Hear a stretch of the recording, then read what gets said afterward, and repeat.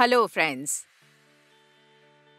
Today I will tell you a story of a boy who lives in our colony.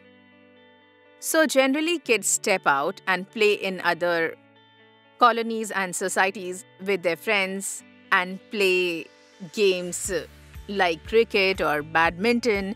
And it usually happens that while playing, their ball or shuttlecock gets stuck in the balconies of their neighbors.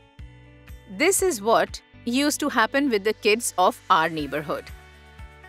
Generally, people don't mind this thing, and when children come to take their ball or shuttlecock, people return it to them with a lot of affection. After all, many of us have gone through this beautiful childhood phase. But it once happened that an old uncle started staying in our colony. The uncle was very strict in nature. So, when the kid's ball would reach the balcony of his house, he would unnecessarily shout at the kids, and sometimes he would refuse to open the gate. The children would feel very disappointed, dejected, and even irritated with his behavior. One day, when the ball reached his balcony, the kids started discussing about this matter and asked who would go and bell the cat. Every kid refused to go and reach out to the uncle. That time, Sailesh agreed to go and collect the ball from this uncle. So he said, "Okay, fine, I will go and get it." Kids started making fun of him.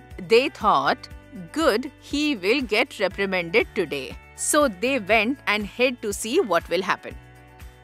Sailesh went and rang the bell. Uncle took some time to open the gate. He went inside and remained inside for a long time.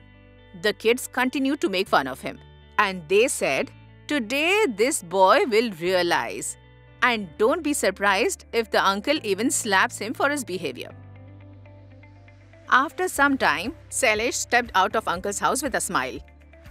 He not only got one but 3 balls, the previous balls which were lying with him, and along with that, bunches of juicy lychees for all the kids.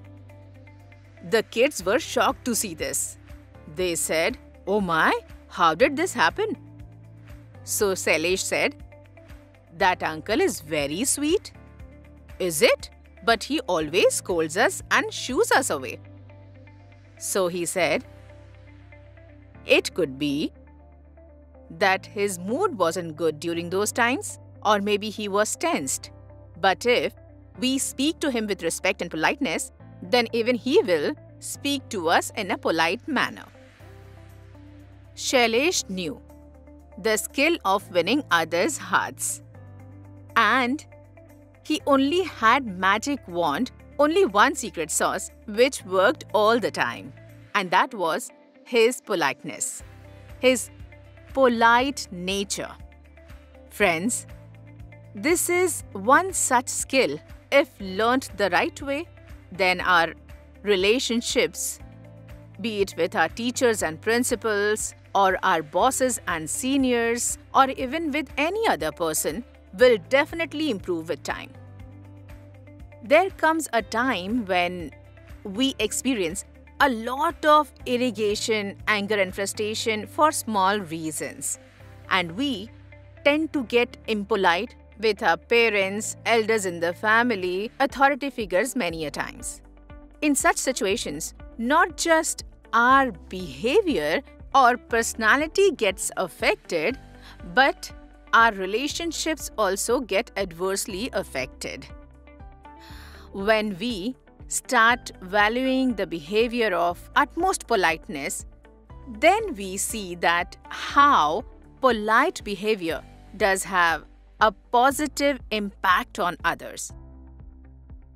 We learned about politeness during our childhood. We should say thank you, please, sorry, welcome whenever required. But this is just one side of politeness. How are our body gestures apart from our verbal language? Do we look at others and smile at them?